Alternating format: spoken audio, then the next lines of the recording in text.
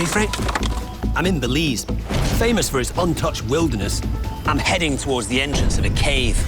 And it was caves that the ancient Mayan cultures thought to be the portals to their underworld. I'm hot on the trail of a deadly ambush predator feared in Belize, but revered as a god by the ancient Mayans. The Fer-de-Lance. If it strikes and hits, you'll be lucky just to lose a limb. Unlucky, you might lose your life. My mission, uncover the truth about Central America's most deadly snake. I'm Dominic Monaghan. All my life, I've been fascinated by animals. Look, see, on the road, Frank. The wilder, the better. And since I was a kid, I've dreamt of traveling the planet to get my hands on some of the rarest, most beautiful, wow, and amazing creatures out there. And now, I finally have my chance.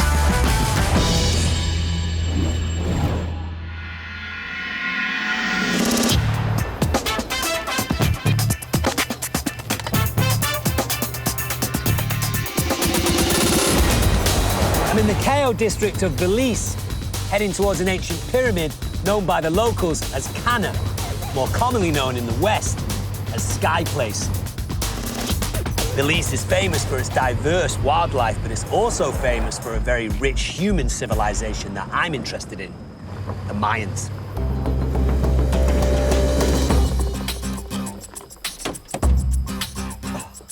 I've come here searching for a snake that the Mayans certainly feared, as it happens to be the most dangerous venomous snake in all of Central and South America. It's known in Belize as the leaping Tommy Goth, but in the West, it's called the Fer-de-Lance. Check this out. This is the Fer-de-Lance, a viper quite closely related to the rattlesnake. It can grow to lengths of over 6 feet and can actually jump half the distance of its body length. They have pits, heat-sensing pits, which means that even in the pitch dark, they can tell exactly where someone is. The Fer-de-Lance is responsible for over half the snakebite fatalities in Central America. Gonna have to be a little careful on this particular adventure. Before I search Caracol for the Fer-de-Lance, I have to check out the view from the pyramid, or Cana, as the Mayans called it. Mayan priests used to climb these same stairs, leading victims to the top to be sacrificed to their gods, many of which took the form of snakes. For the Mayans, snakes were a symbol of power and protection. Wow, what a view. There's about 360 degrees of absolutely pristine rainforest up here. This temple that I'm stood on the top of right now is approximately 1,400 years old, and it remains the tallest building in Belize. It's hard to imagine now, but at its peak, the city stretched out in every direction for 8 miles.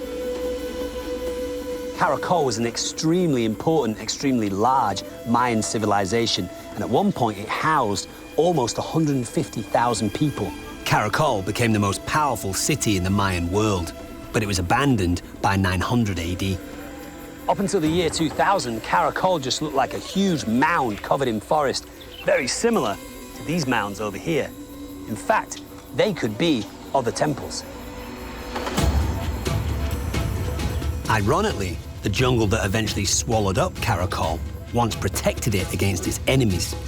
The surrounding jungles are crawling with venomous snakes, a fact the Mayans used as an effective defense perimeter against invading armies. Hopefully, I'll catch a glimpse of the Mayans' mythical protector.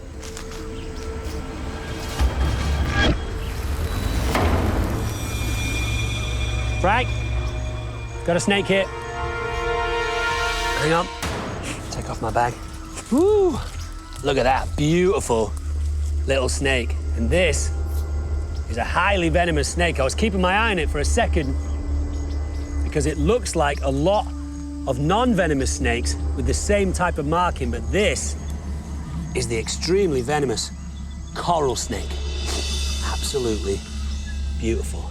This snake has a very, very interesting defensive posture. What it does is it buries its head in this soft earth here, And then it uses the last part of its tail, the bit that I'm hanging onto, as a kind of distraction. So it essentially waves this little different colored part of its tail in the air and says to a would-be predator, come bite this section of my body. Meanwhile, its head goes into the ground. It's the only New World elapid. Elapids are an extremely dangerous type of snake. That would be cobras, mambas, and sea snakes are all elapids, all highly venomous snakes, snakes that will certainly send you to hospital if you get bitten by them. But there are a lot of snakes in this part of the world and all over the world that mimic the coral snake. A good rule of thumb, if you were to see a snake like this in the wild, is to remember this phrase: red and yellow, kill a fellow; red and black, friend to Jack. Now, as you can see, the snake has red, yellow, and black markings, and the red is next to the yellow. That means it's a dangerous snake. If you were to see a snake that had bandings where it was red next to black, you know that you would be in a slightly safer situation. But my advice would be, if you see a snake in the wild, don't handle it. Just gonna see if I can get this little guy to just balance into my snake stick. The very beautiful and highly venomous coral snake.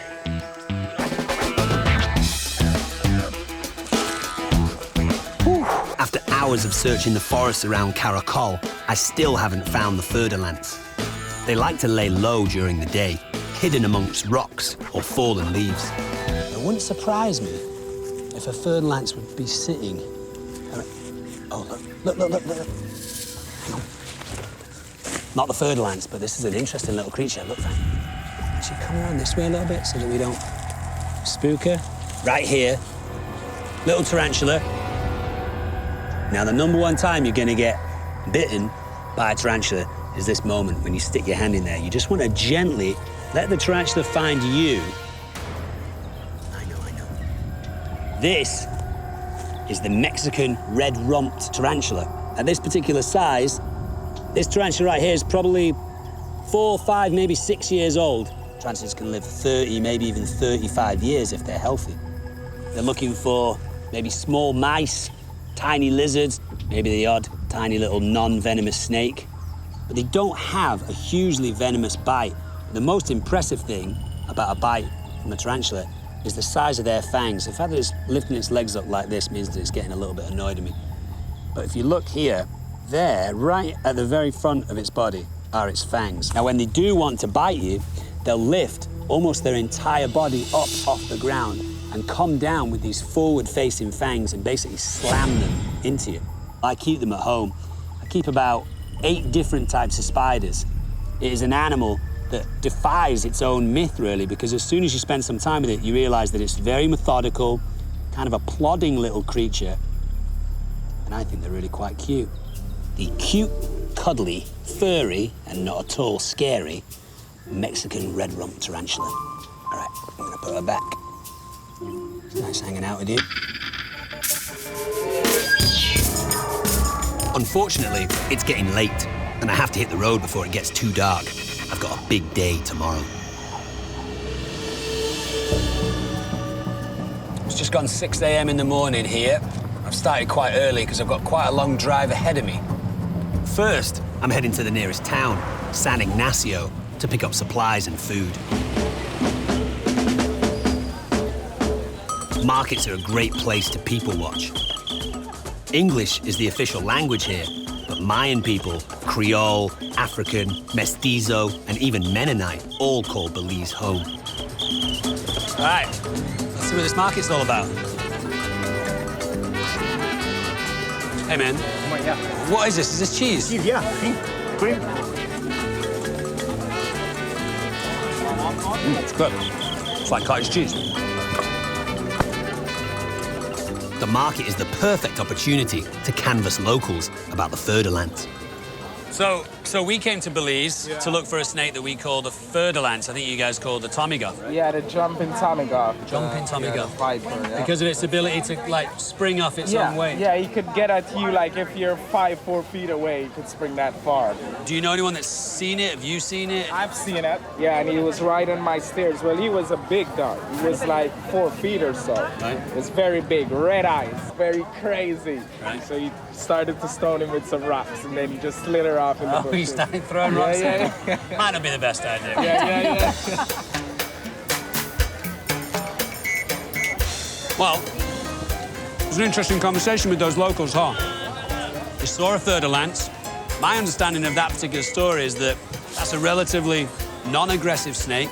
It's a snake that shuns human contact. And obviously with a little kid, they wanted to get out of the way.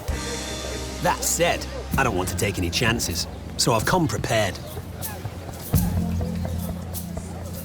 So this tiny little bottle here is full of antivenom specifically for a Fer-de-Lance bite. And if I were to get bitten, Frank, you would take this bottle out, take this syringe, fill it up with antivenom, and then jab me with it. And try and do it as quick as possible because, you know, time means limbs. And then if you get bitten, Frank, I would say just ride it out because we've only got 3 bottles of antivenom and I might need it. So just ride it out. All right, let's get going.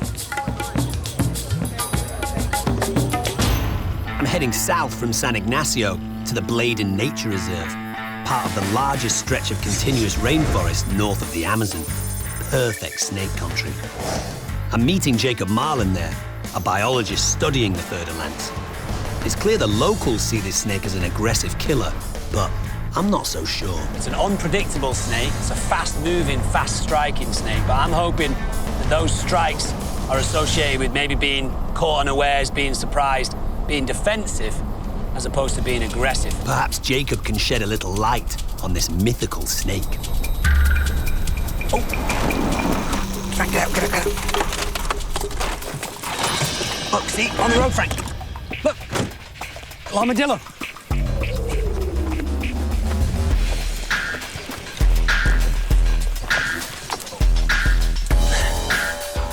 He's here. Wait, you can go around that way, Frank. This is a little 9-banded armadillo. Its armor plating can protect it even from a Fer-de-Lance bite. Armadillos are nocturnal, so it's rare to see them during the day. Now, he's doing one of the things that armadillos do to stay safe. Little 9-banded armadillo. Try and get past him. Oh, these guys are fast.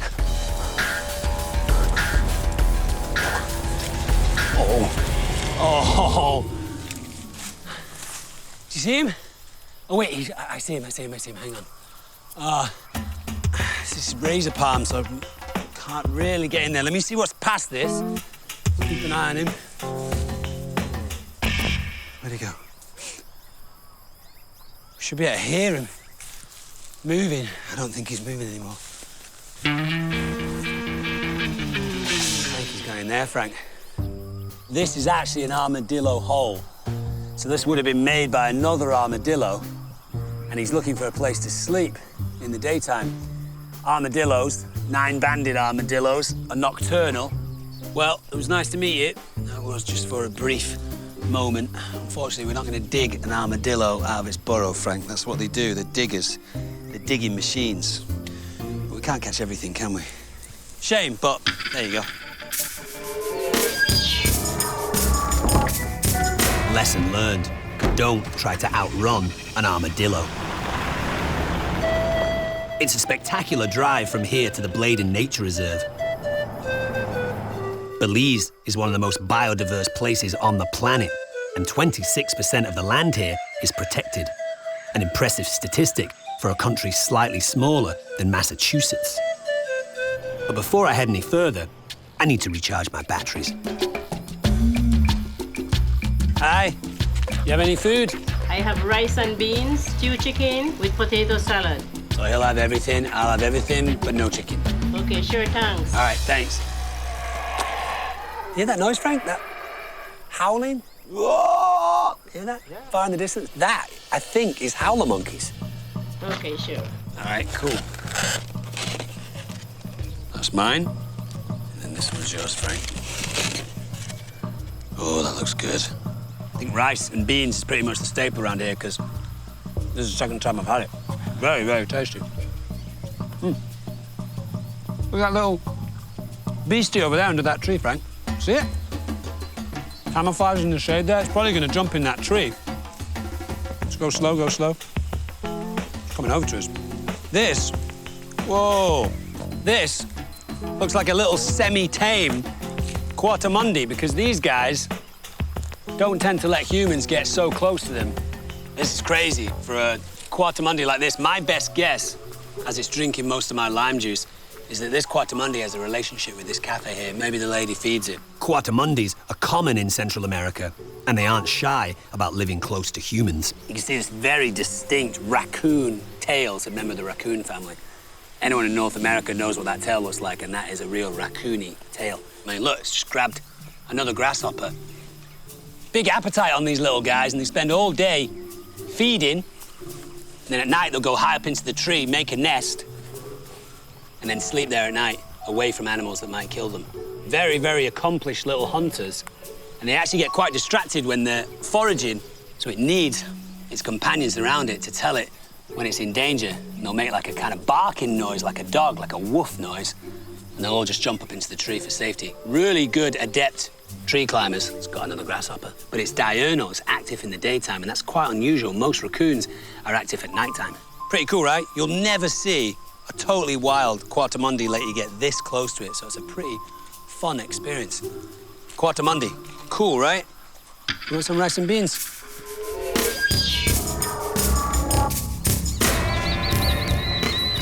This is relatively pristine forest, so just be careful where you put your feet, Frank, because you can certainly find the Fer-de-Lance around here.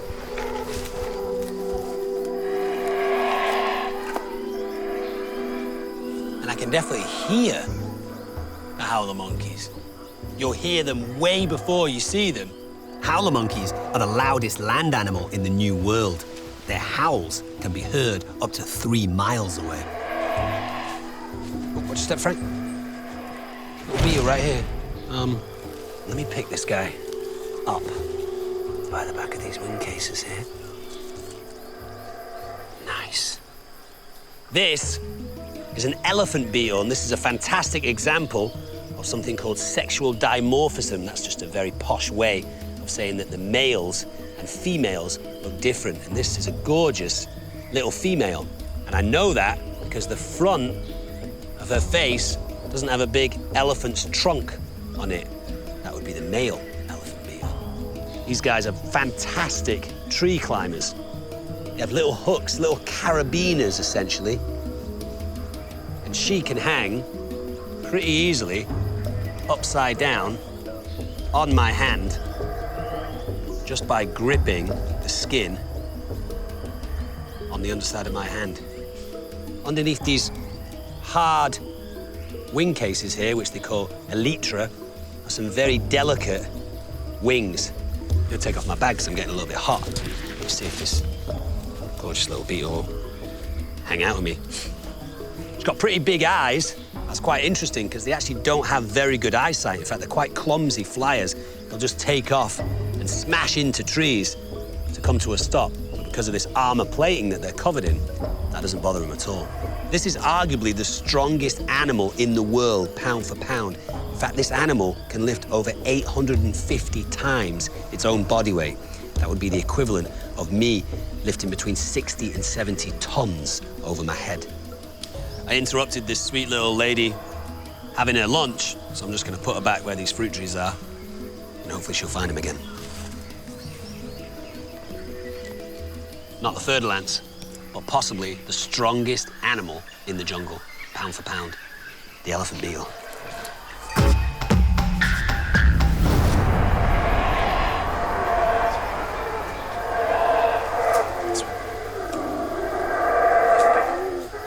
Nice. Whoa. I can hear them. Can't see them.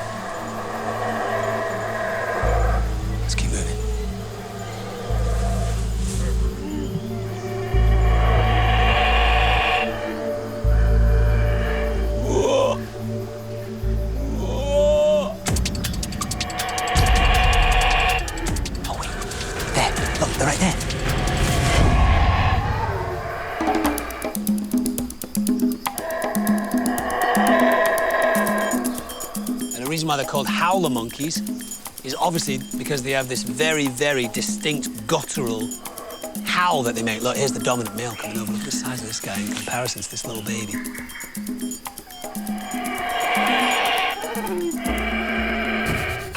Supposedly, that particular howl can get up to the noise of about 140 decibels, the loudest noise in the New World, certainly the loudest noise made by a monkey. And they do it with a few different adaptations that they have. One of them is a slightly sunken jaw, which allows this kind of throat sac to have a great amplification to it. They also have a bone in their throat called the hyoid, and that allows them to pump that noise out with a much greater volume. You can hear how loud that can get. And it's basically saying, this is my fig tree.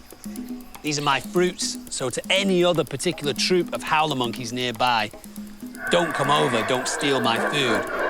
And he's also obviously protecting his family. So the howler monkeys will howl first thing in the morning and last thing at night. They're an extremely territorial monkey.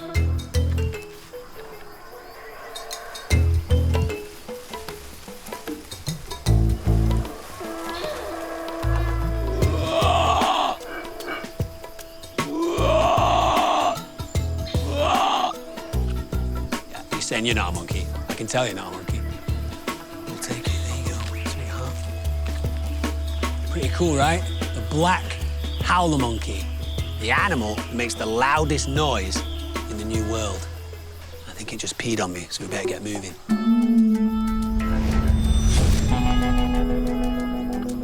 Day 3 in Belize, and I'm only a few hours away from the Bladen Nature Reserve, my best bet for a close encounter with a Fer-de-Lance. But before I head there, one last pit stop, Barton Creek Cave. I'm not likely to find the Fer-de-Lance here, but I never pass up an opportunity to crawl around in a dank, dark cave. Hey, good afternoon. I'm meeting Jose Flores, a Mayan guide who knows a lot about the cave and its history. I probably don't need my sunglasses. No, I have never seen the sun in there before. But I'll take my bag. All right, yes. All right, let's do it. The cave system here could be as long as 5 miles, but much of it remains unexplored. Wow, this is pretty stunning. Yes, it's limestone. 98% of what is seen here in the cave, it's limestone. The Mayans used this cave for important religious rituals, like fertility rites and even human sacrifice. So the Mayans believed in an underworld, and they thought that a way for them to make their way there would be through these caves. That's right. I guess it's very rare nowadays that you get to experience pitch darkness. You know, there's usually some sort of light around. Maybe we should turn off our torches. Should we do that and just see what it's like? All right. I would imagine after the course of a few hours, it can get quite strange in here. Yeah. Nice. All right, let's keep moving. Jose is taking me to an area deep in the cave where men, women, and children were killed to appease the Mayan god Chak. They hoped a human sacrifice would bring rain in times of drought. The drippings of stalactites was tears of the rain god Chak. The victims were brought into the cave alive. The dripping water hitting her body will be getting holy into the cave system and getting prepared to get sacrificed after this ceremony. Wild. 1 mile in, and we have to travel by foot. We're gonna get out of here. Yes. Oh, I love climbing things. On the move, on the move, on the move. Look, Frank, over there. Nice. This is a tailless whip scorpion. Look at the size of these legs. They're probably 3, if not 4 times longer than the other legs that this whip scorpion has. The modified legs it's using to work out where it's gonna go, where it's gonna move. Almost like a blind man's cane. It sticks these little appendages out, and they're so sensitive that they're able to touch their prey without their prey knowing that they're doing that, and then get close enough to grab hold of them with these other modified legs that it has at the front of its body here. They'll live 3 or 4 years And I know if you look to the back there, Frank, there's actually a much bigger guy. They don't need a huge amount to survive. They do like a little bit of moisture. They're closely related to arachnids, spiders, which also have 8 legs, but they're not spiders. They're in their own separate subset. This looks like a bit of a nightmare. It's actually completely harmless and a joy to hang out with. But since he's a fan of the dark and not hanging out with people, I'm gonna put him back. That was the tailless whip scorpion. Cool, right? There you go, bud. Hiking deeper and deeper into the cave, it starts to get really creepy. I can't help thinking about all those Mayans who made this exact same trip, their final destination, a violent death. There is a human skull just right to the side of us. It's about, I don't know, maybe 20, 25 feet off the ground. How were the Mayans able to get up that high? 1800 years ago, when water level was much more higher. So this area right here, this is a sacrificial site. It is a sacrificial area. If we go a little bit higher, Yeah. then we're gonna be seeing all the bones more to the back of the skull. Cool. Let's... All right. Beautiful. I'm getting it. Nice. If you look right on that side, there is all human bones. So is this actually where the victims, as you say, were killed? So they were brought alive to the ledge, and they were killed at the section there. Victims were bound and bludgeoned to death.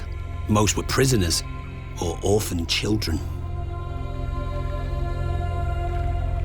Obviously, this is not just one person, this is a lot of different people. Do you know how many people are supposed to be there? There is over 28 individuals. 28.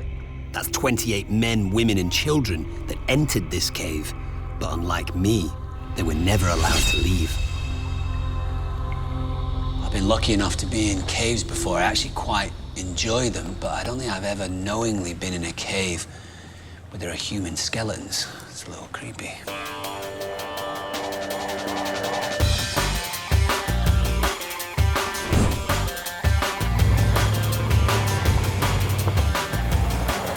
So as you can see, we're off the road now, and this is the absolutely stunning Bladen Nature Reserve. 100,000 acres. Lots of open grassland, mountains up ahead of me. There's going to be forests, streams, rivers. A perfect place also for me to find the Fer-de-Lance, as well as, hopefully, a bunch of other animals.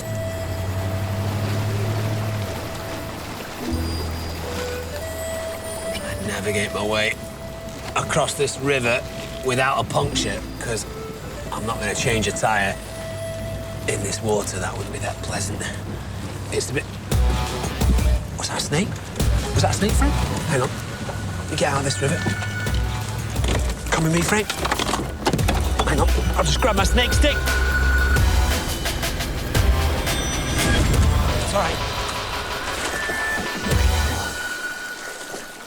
Woohoo! How's that? Woo! And this is a jungle rat snake. Tropical jungle rat snake. A non-venomous snake, obviously, which is the reason why I'm holding him like this. If this was a venomous snake, I'd obviously be holding it by the tail and using my snake stick. Very adept swimmer. All snakes are very comfortable in the water, and this snake right here was probably coming down to the water's edge to maybe cool off in the hot sun, or possibly using the flow of the river to get to a different part of the jungle. Very big eyes.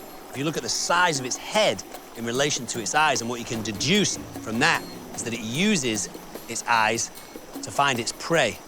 These guys will eat rats and mice, hence the name, but they're also a big fan of birds, and they'll eat birds' eggs if they get the opportunity to do that. Fantastic tree climbers. You can see by the coils of this snake, it will just wrap itself around the trunk of the tree. And as you can see, its tongue is flickering around right now. Try to work out what's different, what's changed. These guys will live about 15 years. And the reason why the male's tail is a little bit longer is that from here onwards, they're holding on to 2, that's right, ladies and gentlemen, 2 penises. Lucky devil.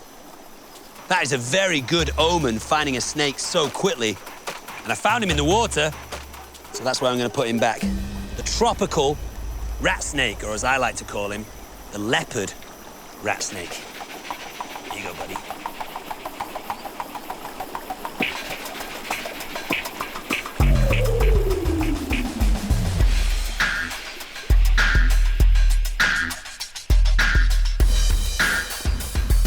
I finally reach the Bladen Nature Reserve and find Jacob Marlin, an American reptile expert studying the Fer-de-Lance.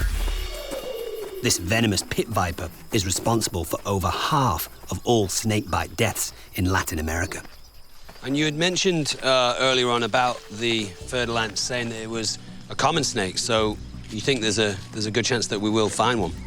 There's a good chance. I mean, like I said, they are abundant, but they're also very cryptic. And, you know, they're very camouflaged. They're pretty much strictly nocturnal, so the best time for us to find one's probably the night. I'm excited about what we might find, and it doesn't take us too long to make our first cool discovery.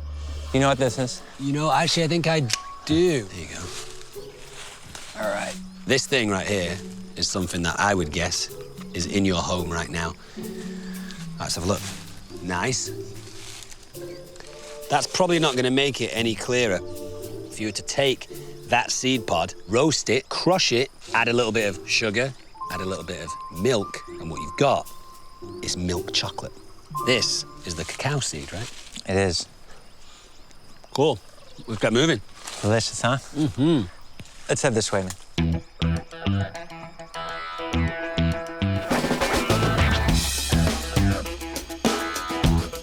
Tonight, Jacob's taking me to a section of the forest where he's seen plenty of Fer-de-Lance before. They're more active at night, and so are a lot of other creatures. It's amazing when you look at the forest floor just how many spiders there are in the jungle. Check this out.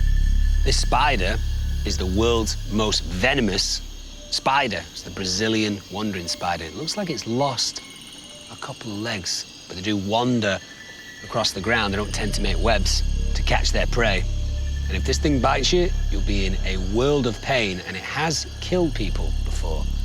When it wants to be quick, it can move like lightning. Oh, nice, cool. This very glamorous little insect, nice, has a few different names. Sometimes called the glowworm, slightly inaccurate, it's not a worm at all. This is the lantern beetle, or the bioluminescent beetle, the thing that makes it so famous. These little yellow dots on the back of its thorax. And it does that by mixing a combination of chemicals in its body. And the reason why it does that is so that the male and the female lantern bug, lantern beetle, can find each other in the pitch black jungle forest. It has the brightest bioluminescence of any insect. If I just take my light away from it, you can see just how much this guy glows. The lantern beetle. Pretty cool, right?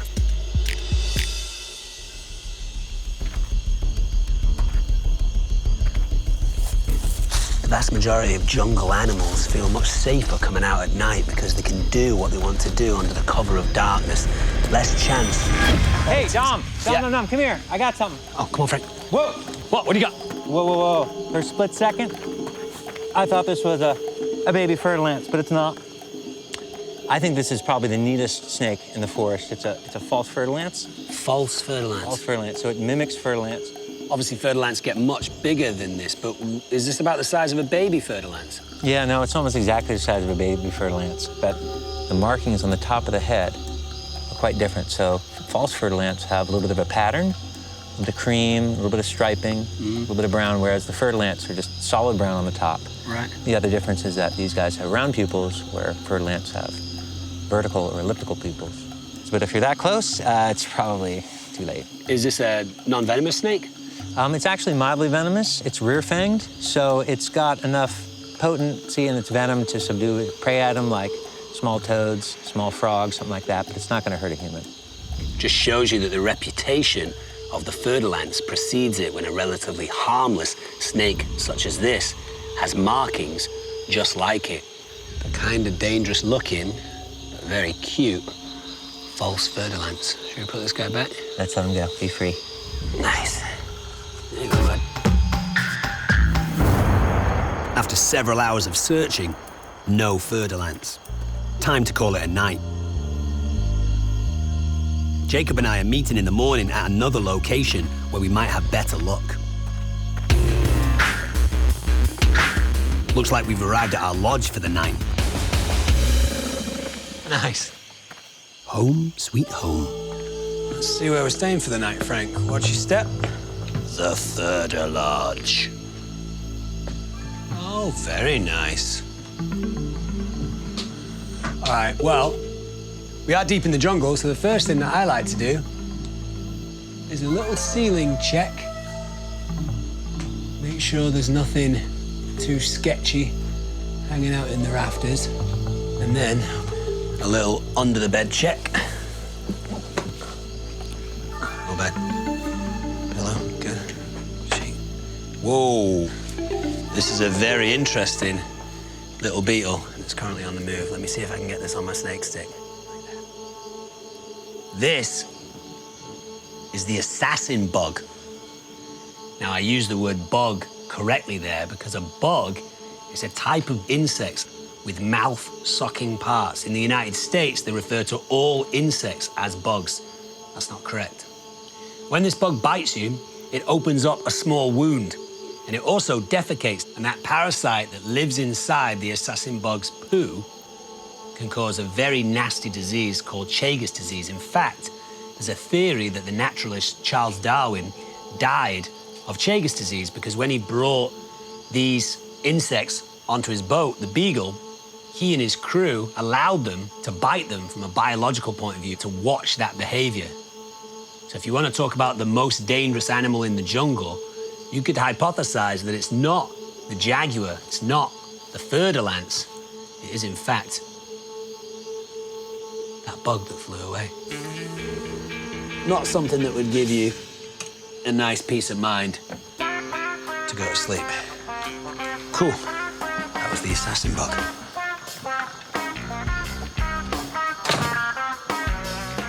Be free! Frank, I've got some bad news. I think we're swapping beds tonight.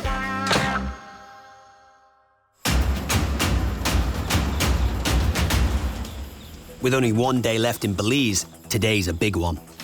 I have to find a Fer-de-Lance to better understand why this snake's been so demonized. Yeah, I like the look of these rocks. How about if we split up? I'll head this way. You want to head that way? Okay, I'll give you a shout if I see anything. Jacob's taken me to another ancient site called Luban Tun, Mayan for place of fallen stones. Appropriate enough. All these fallen stones make ideal homes for sleeping snakes. Fer-de-Lance are nocturnal, so what they're probably going to do in the middle of the day is use these rocks for a little bit of ambient heat from the sun and then find some shade and sleep the rest of the day off. Look at that big, majestic tree in the middle of this temple. Stunning. You can see all these rocks everywhere. These Mayan ruins are just all over this country. Hang on a second. Snake right there, friend. See on the top of that hill? You can't really see it very well. It's a little camouflage. Right where my snake stick is. Already on to me. It's a Fer-de-Lance. It's definitely a Fer-de-Lance. I'm face to face with the deadliest snake in Latin America. Just gonna try and get this snake to head down this hill just by gently coercing. Oh, nice strike. All right, she's heading in the right direction, down the hill. Frank, do you want to just meet me down the bottom of that hill? This is a big Fer-de-Lance, a really healthy-looking snake. Back up, Frank, back up, back up, back up. Okay, I'm actually just gonna put this snake down.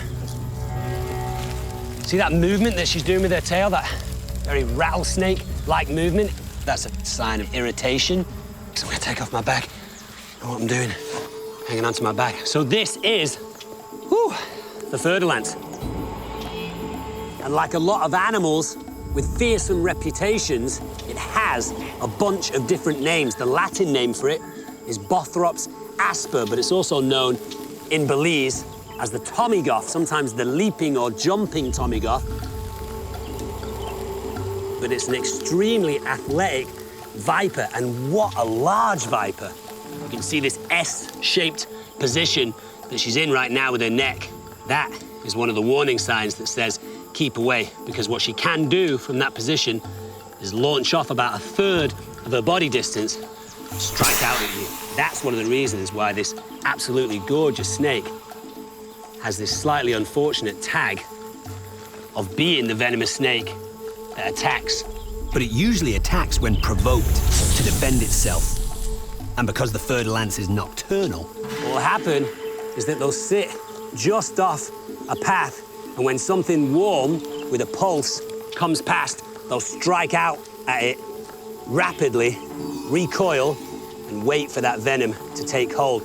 They have a hemotoxic venom, so your body will actually start creating microscopic little clots all over the place, and then you'll start to bleed. And if you don't get medical treatment, you could very easily bleed to death. An extremely ugly way to die. the Fer-de-Lance kills more people in Latin America than any other snake. But that's partly because they're so prolific. The average female Fer-de-Lance, by the time she dies, has been able to have over 500 babies. Fer-de-Lance are quite comfortable living close to humans, so encounters are more common.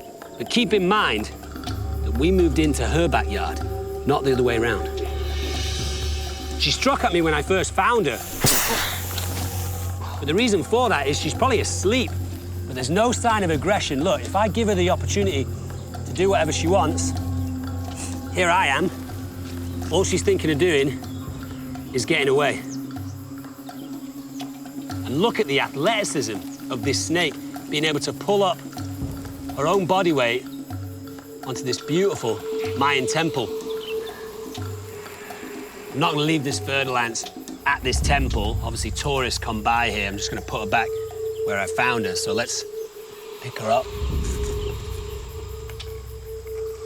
We'll just place her back on the ground.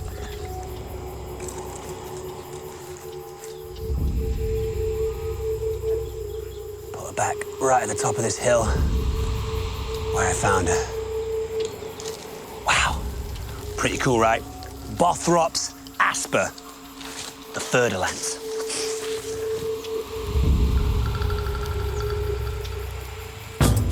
Woo! What an adventure. I learned how to howl like monkeys, got to spend time in some truly incredible Mayan temples, and saw one of the world's most deadly snakes, the Fer-de-Lance. Belize, what a country.